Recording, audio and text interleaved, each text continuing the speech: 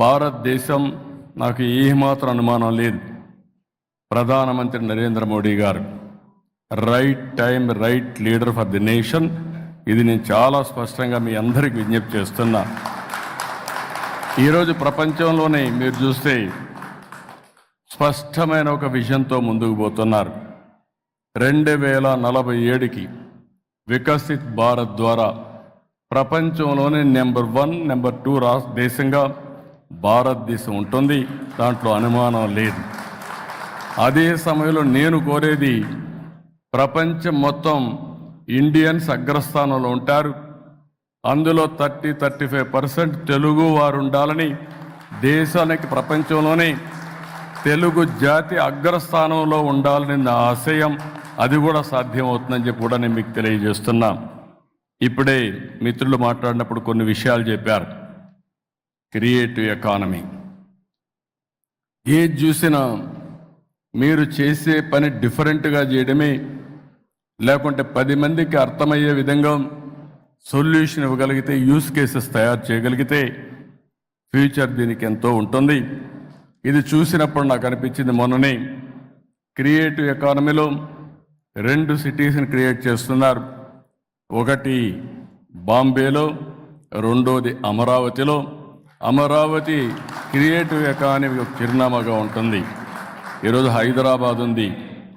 హైదరాబాద్ని మీరు చూస్తే one of the most liveable city.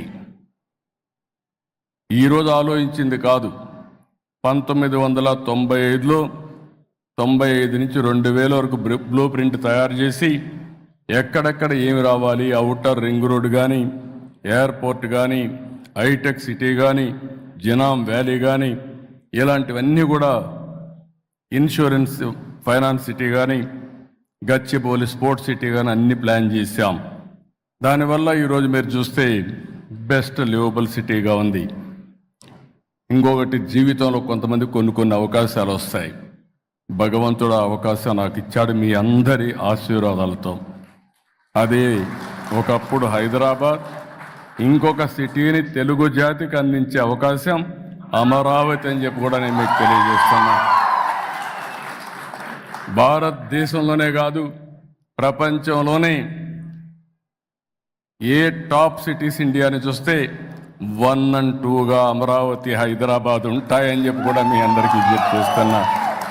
అది తెలుగువారి శక్తి, అది ఉండాలని చెప్పి నేను మనస్ఫూర్తిగా ఆకాంక్షిస్తున్నా. ఇలాంటివి చూసినప్పుడు మళ్ళీ ఒకసారి మీ అందరిని నేను కోరేది, ఏది చేయాలన్నా విశ్వసనీయత కావాలి. ఓసారి మనం అనుకుంటాం, ఈరోజు మనం చేసే పని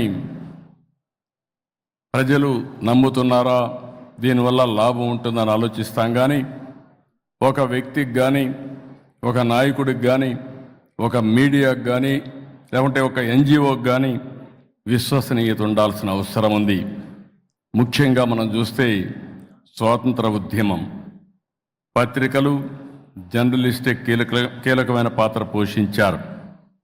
ఆ తర్వాత రాను రాను పోటీ ప్రపంచంలో మనం చూస్తే విలువలు పడిపోయే పరిస్థితి వస్తూ ఉంది. ఇటీవల సోషల్ మీడియా మామూలుగా లేదు. మామూలుగా ఎంత లాభాలున్నాయో అంత నష్టాలు కూడా ఉన్నాయి. కొంతమంది సోషల్ మీడియాని ఒక వేదికగా తీసుకుని క్యారెక్టర్ అసాసినేషన్కి కానీ, రాంగ్ న్యూస్ని ప్రొజెక్ట్ చేయడానికి కూడా ఇష్టానుసారంగా ప్రవర్తించే పరిస్థితి వస్తున్నారు. దీన్ని నేను పూర్తిగా వ్యతిరేకిస్తున్నానని చెప్పను కానీ, కంట్రోల్ చేయాలని చెప్పను కానీ నియంత్రణ అవసరం. ఆ నియంత్రణ చేయకపోతే ఇండల్లో ఉండే ఆడబిడ్డల క్యారెక్టర్ని కూడా అసాసినేట్ చేస్తూ చాలా సమాజానికి హాని జరిగే పరిస్థితి వస్తుంది. నేను అందుకే ఈరోజు ఏదైతే మిత్రులు చెప్పినటువంటి కంటమనేని చెప్పినట్టు దానికి ఏకీభవిస్తున్నా. ఏ విధంగా చేయాలో చర్చ జరగాల్సిన అవసరం ఉంది.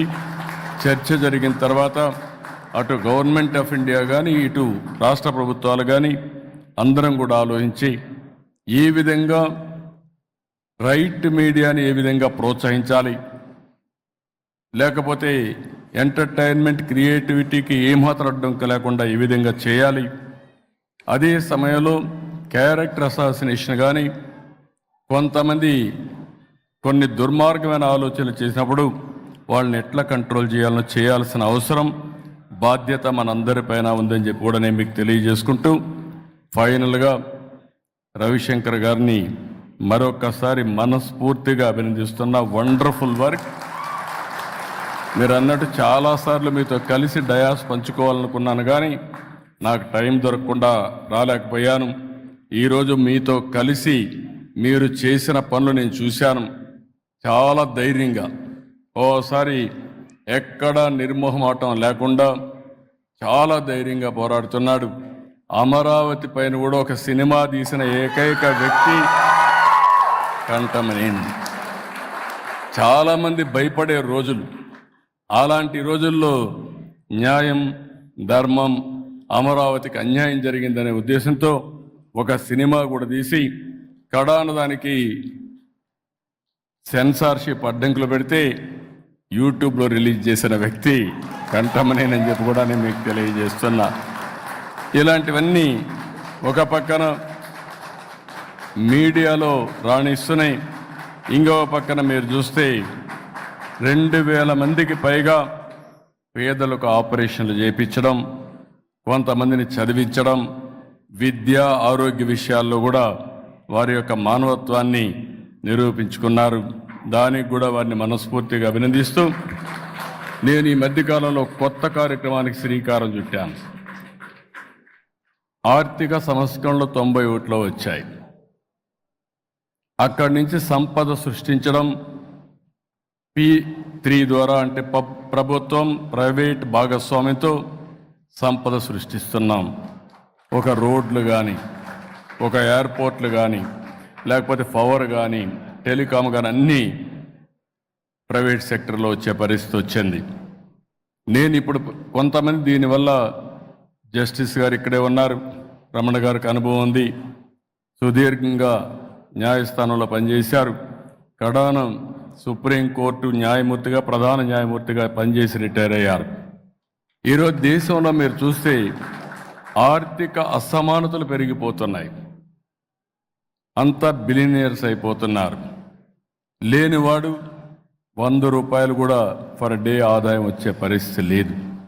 ఇలాంటివి వచ్చినప్పుడు ప్రభుత్వ విధానాల ద్వారా, అవసరమైతే ప్రైవేట్ వ్యక్తుల భాగస్వామ్యంతో పేదరికాన్ని పూర్తిగా నిర్మూలించవలసిన బాధ్యత మనందరిపైన ఉందని చెప్పి కూడా నేను మీకు తెలియజేస్తున్నా.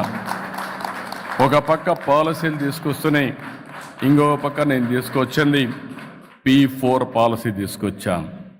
ప్రభుత్వం, ప్రైవేట్, ప్రజల భాగస్వామ్యంతో ఎవరైతే టాప్లో ఉండే 10% హై నెట్వర్త్ ఇండివిజువల్స్ కింద నుండే 20% కానీ దత్తత తీసుకోగలిగితే, మెంటరింగ్ చేయగలిగితే, హ్యాండ్ హోల్డింగ్ చేయగలిగితే మనతో సమానంగా వాళ్ళు కూడా పైకి వచ్చే అవకాశం వస్తుంది. వాళ్ళకు తెలివితేటలు లేక కాదు, కంఠమనేని కూడా ఒక మారుమూల ప్రాంతంలోనే పుట్టాడు. జస్టిస్ రమణ గారు కూడా ఒక మారుమూల ప్రాంతంలో, ఒక గ్రామీణ ప్రాంతంలో పుట్టారు. నేను కూడా ఒక ఊరిలో పుట్టాను. 6 కిలోమీటర్లు నడి చదువుకున్నారు హై స్కూల్స్లో. అలాంటి నేనే కాదు, ఈరోజు పెద్ద పెద్ద మన ప్రియతమ నాయకుడు నందమూరి తారక రామారావు గారు కూడా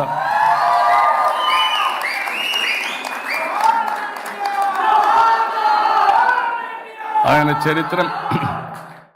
చరిత్ర మనం చూస్తే ఒక మామూలు కుటుంబంలో పుట్టి అచంచలమైన ఆత్మవిశ్వాసంతో అనునిత్యం పనిచేశారు.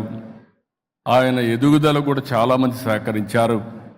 ఈరోజు చరిత్ర ఒక్కసారి తిరిగేసుకుంటే మళ్ళీ ఎన్టీ రామారావు గారిని, లేకపోతే ఆయనతో పోల్చుకోవాలంటే మళ్ళీ ఎన్టీ రామారావు గారే తిరిగి పుట్టాలి తప్ప వేరే వాళ్ళకు సాధ్యం కాదు.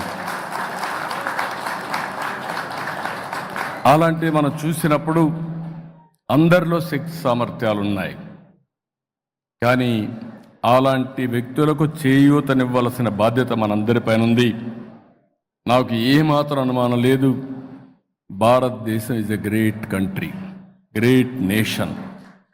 ఇండియన్స్తో పోటీ పడే మనుషులు ప్రపంచంలో ఎక్కడా లేరు. ఈ విషయం కూడా మీరు గుర్తుపెట్టుకోండి. దీనికి 2-3 కారణాలు. ఒకటి 1991లో ఆర్థిక సంస్కరణలు, పోటీ ప్రపంచం ప్రారంభమైంది. 95లో నేను ఇవన్నీ స్టార్ట్ చేశాను. రెండోది టెక్నాలజీ వచ్చింది, ఇంటర్నెట్ రెవల్యూషన్ ఎర్లీ 90స్లో వచ్చింది. అక్కడి నుంచి మీరు చూస్తే ఫస్ట్ మూవర్ అడ్వాంటేజ్ ఇండియన్స్ తీసుకున్నారు, అందులో తెలుగు వాళ్ళు అడ్వాంటేజ్ తీసుకున్నారు. మూడోది మనం ఊహించింది డెమోగ్రఫిక్ డివిడెండ్. ప్రపంచంలో యంగ్స్టర్స్ ఉండే ఏకైక దేశం భారతదేశం. ఈరోజు భారతదేశం ప్రపంచం మొత్తం సేవలు అందించగలుగుతుందంటే దానికి కారణం యువత. ఇక్కడ కూడా మీరు చూస్తున్నారు, ఈ ఈలలు కేకలు వస్తున్నాయంటే మా యూతే కేకలేస్తున్నారు, ఈలలు వేస్తున్నారు, ఎనర్జీ సృష్టిస్తున్నారు. ఇవన్నీ పాసిబిలిటీస్ వస్తున్నాయంటే భవిష్యత్తులో కూడా ఈ యువత అద్భుతాలను సృష్టించబోతుంది. నాకు ఏమాత్రం అనుమానం లేదు, మీ అందరికీ చెప్తున్నా, స్కై ఈజ్ ది లిమిట్. ఒకప్పుడు పనికి పోతేనే పని, ఈరోజు మీరు పనికి పోతే కాదు, మీకు ఎప్పుడు సమయం దొరికితే అప్పుడు పనిచేసే అవకాశం వచ్చింది. ఇప్పుడు ఫ్లెక్సిబుల్ వర్కింగ్ వచ్చేసింది. ఒకప్పుడు ఆఫీసుకు పోతేనే జీతం, ఇప్పుడు ఆఫీసుకు పోవక్కర్లా, ఇంట్లో కూర్చొని వర్క్ ఫ్రమ్ హోమ్ పని చేసుకుంటే ఇప్పుడు డబ్బులు వచ్చే పరిస్థితి వచ్చింది. ఒకప్పుడు మగవాళ్లే పని చేస్తారనుకునేవాళ్ళు, ఇప్పుడు మీకంటే ఆదాయం ఆడబిడ్డలు ఎక్కువ సంపాదిస్తున్నారు. This are all realities. పోటీ ప్రపంచంలో మనం చూస్తే ఈ ఎకానమీలో, క్రియేటివ్ ఎకానమీలో ఎవరికి ఎక్కువ నాలెడ్జ్ ఉంటే వాళ్ళు ముందుకు పోయే పరిస్థితి వస్తూ ఉంది. ఈ పోటీ ప్రపంచంలో ఒకటే నేను చెప్తున్నా మీ అందరికీ, నేను కూడా ప్రపంచం ఏం జరుగుతుందో అధ్యయనం చేసి మీకు స్ఫూర్తినివ్వడం నా బాధ్యత, దాన్ని అందిపుచ్చుకోవడం తెలుగు జాతి బాధ్యత అని చెప్పి మరొక్కసారి మీ అందరికీ విజ్ఞప్తి చేసుకుంటూ, ఈరోజు తెలుగు వన్ స్ఫూర్తి పురస్కార గ్రహీతలు, నేను ఎందుకంటే అర్జెంటుగా మళ్ళీ అమరావతికి వెళ్తున్నాను కాబట్టి మీ అందరి అనుమతి తీసుకొని వీళ్ళందరికీ అభినందనలు చెప్పి నేను వెళ్ళాలనుకుంటున్నా. వీళ్ళందరినీ కూడా చూస్తే ఒక పక్కన శ్రీ మేడసాని మోహన్ గారు, సహస్రావధాని, ఇప్పుడు కూడా నాకు అర్థం కాదు, నాతోనే యూనివర్సిటీ చదువుకున్నాడు. అప్పుడు మాకు ఒక తెలుగు ప్రొఫెసర్ ఉండేవాడు, ఆయన కంటే ఈయన మేధావిగా అప్పట్లోనే మేము గుర్తించాం, వాళ్ళ ప్రొఫెసర్ కంటే మేధావిగా. అలాంటి వ్యక్తి. అదే సమయంలో ప్రజా వైద్యులు గౌరవనీయులు డాక్టర్ పాములపర్తి రామారావు గారు, ఆయన అనుకుంటే మీకు ఏదున్నా ట్రీట్ చేసేస్తాడు, ఒక్క నిమిషంలో క్యూర్ చేసే మెకానిజం ఆయన దగ్గర ఉంది. ఇంకో పక్క Telangana media academy chairman K Srinivasa Reddy, మేము ఉన్నప్పటి నుంచి మీడియా అంటే గుర్తొచ్చే వ్యక్తి శ్రీనివాసరెడ్డి. క్రెడిబిలిటీకి మారు పేరు శ్రీనివాసరెడ్డి గారు అని చెప్పి కూడా నేను మీకు తెలియజేస్తాను. మామూలుగా కాదు, నేను 9 ఏళ్ళు సీఎంగా ఉన్నప్పుడు చూశాను. అప్పుడు ఎట్టున్నాడు, ఇప్పుడు అట్నే ఉన్నాడు, భవిష్యత్తులో అట్నే ఉంటాడు. దానికి కారణం ఒక వ్యక్తి యొక్క క్రెడిబిలిటీ, దాన్ని మెయింటైన్ చేస్తున్నాడు. క్రిటిసైజ్ చేస్తానికి చాలా జర్నలిస్టులు చూశాను, కానీ నాకు తెలిసినంత వరకు ఉన్న ది బెస్ట్ జర్నలిస్ట్ మన శ్రీనివాసరెడ్డి గారు అని చెప్పి నేను మీకు తెలియజేస్తున్నాను. ఇకపోతే ప్రముఖ గేయ రచయిత, ఆస్కార్ అవార్డు గ్రహీత చంద్రబోస్ గారు, గర్వపడుతున్నాను. ఇంకా రాబోయే రోజులు చంద్రబోస్ గారిని చూసిన తర్వాత, మన వాళ్ళందరినీ చూసిన తర్వాత ఆస్కార్ అవార్డులు తెలుగు వాళ్ళు లేకుండా ఉండవు. ఆ రోజు వస్తుందని చెప్పి కూడా ఈ క్రియేటివ్ ఎకానమీలో మీ అందరికీ విజ్ఞప్తి చేస్తున్నాం. ఇంకో పక్కన విశ్రాంత ఐఆర్ఎస్ ఉన్నతాధికారి నరసింహప్ప, ఆయన కూడా మా సీనియర్ ఎకనామిక్స్ డిపార్ట్మెంట్లో, ఆయన కూడా రావడం చాలా గర్వకారణం. ఇంకొక పక్కన retired IAS officer PV Ramesh, ఎప్పుడు కూడా రమేష్ క్రియేటివ్గా ఉంటాడు, కొత్త కొత్త విషయాలను ఆలోచిస్తూ ఉంటాడు. అలాంటి వ్యక్తిని ఎంపిక చేయడం చాలా సంతోషం. వ్యవసాయ నిపుణులుగా ముళ్ళగూరు అనంతరాయుడు గారు, ఇప్పుడు వ్యవసాయం కూడా మోడర్నైజేషన్ వచ్చేసింది, అగ్రిటెక్ పెద్ద ఎత్తున అభివృద్ధి అవకాశం ఉంది. వారిని నీలోఫర్ కేఫ్ వ్యవస్థాపకులు అనుముల బాబురావు గారిని, ఇంకొక పక్కన సిఎస్బి ఐఏఎస్ అకాడమీ వ్యవస్థాపకురాలు, వారిని ఎప్పుడు చూస్తున్న బాలలత గారు, వారు ఇప్పుడు కూడా ఎంత ఎఫెక్టివ్గా ఉంటారంటే, మా శౌర్య గారి కూతురు శౌర్య గారు కూడా one of the best journalist, very simple man. ఆ అమ్మాయిని చూసినప్పుడు నాకు గర్వకారణం. ఏమాత్రం అధైర్యపడకుండా ఐఏఎస్ కోచింగ్ ఇచ్చే పరిస్థితి, అకాడమీ పెట్టి కొన్ని వందల మంది ఐఏఎస్ ఆఫీసర్లు తయారు చేయాలని సంకల్పంతో ముందుకు పోతున్నారు. వారిని కూడా మనస్ఫూర్తిగా అభినందిస్తూ, ఇకపోతే స్వర్ణ భారత్ ట్రస్ట్ దీపా వెంకట్ గారు, వెంకయ్యనాయుడు గారి కుమార్తె. బట్ రాబోయే రోజుల్లో వెంకయ్యనాయుడు కుమార్తెగా కాకుండా దీపా వెంకట గారి తండ్రిగా వెంకయ్యనాయుడు గుర్తించుకునే విధంగా సర్వీస్ చేసి ప్రజల గుండెల్లో ఉంటారని చెప్పి కూడా నేను మీకు తెలియజేస్తున్నా. ఇలాంటి మంచి వ్యక్తులకి అవార్డ్స్ ఇవ్వడం, ఇలాంటి సమయంలో నేను లేకపోవడం కొంచెం బాధేసినా, మళ్ళీ వెళ్ళాలి కాబట్టి మీ పర్మిషన్ తీసుకుంటున్నా. ఎప్పటికప్పుడు మనం మాట్లాడుకుందాం. గుర్తుపెట్టుకోండి, మళ్ళీ క్రియేటివ్ ఎకానమీలో నెంబర్ 1గా తెలుగు జాతి ఉండాల్సిన బాధ్యత ఉంది. భవిష్యత్తు క్రియేటివ్ ఎకానమీదని చెప్పి నేను మీకు తెలియజేస్తూ, దానికి స్ఫూర్తిని ఇస్తున్నటువంటి మన కంఠమనేని మళ్ళీ ఒకసారి తెలుగు 1 ఇక్కడ పనిచేసి ఆయన ఒక మాట అన్నాడు, చాలా సంతోషం. రిటైర్ అయిన వాళ్ళకి అందరికీ మళ్ళా ఉద్యోగాలు ఇచ్చాడు. ఎందుకంటున్నానంటే, రిటైర్ అయితే ఆటోమేటిక్గా మీరు రిటైర్ అనే మాట మీ మనసులో వస్తే మీరు ముసలాళ్ళు అయిపోతారు. కానీ మీరు బ్రతికున్నంత వరకు పనిచేయాలని తపనుంటే మీ మైండ్ అండ్ బాడీ పర్ఫెక్ట్గా ఉంటుంది. ఇంకొకసారి రిటైర్మెంట్ అనేది నోషన్, నా ఉద్దేశం. ఎవరైతే బెస్ట్ ప్రొడక్టివిటీ ఇవ్వగలిగిన వాళ్ళు 60-80 సంవత్సరాల్లో బెస్ట్ ప్రొడక్టివిటీ ఇచ్చే అవకాశం ఉంది. ఆ విషయం కూడా గుర్తుపెట్టుకోవాల్సిందిగా నేను కోరుకుంటూ, ఒక విధంగా చెప్పాలంటే హాస్పిటల్ ఖర్చు తగ్గిస్తున్నాడు కంఠమనేని. వీళ్ళందరికీ ఇక్కడ ఉద్యోగాలు ఇచ్చి ఫుల్గా ఎంగేజ్ చేసి వాళ్ళ అనుభవాన్ని, క్రియేటివిటీని ఉపయోగించుకుంటూ సమాజం కోసం ముందుకు తీసుకుపరిస్తున్నారు. వారిని కూడా అభినందిస్తూ, మరొక్కసారి ఈ యొక్క తెలుగు 1 భారతదేశంలో కాదు, ప్రపంచంలోనే కాదు, అన్ని దేశాల్లో అన్ని భాషల్లో నెంబర్ 1గా ఉండాలని. ఇప్పుడు తెలుగు 1 పెట్టావు, రేపు అన్ని భాషల్లో కూడా ఎంటర్ కండి, అన్ని భాషల్లో కూడా డామినేట్ చేస్తూ మీరు నెంబర్ 1 స్థానానికి చేరాలని, ఈ డిజిటల్ యుగంలో మీరు ఒక ఎంపైర్ క్రియేట్ చేయాలని మరొకసారి ఆశిస్తూ అందరికీ నమస్కారాలు. జై హింద్, జై జన్మభూమి.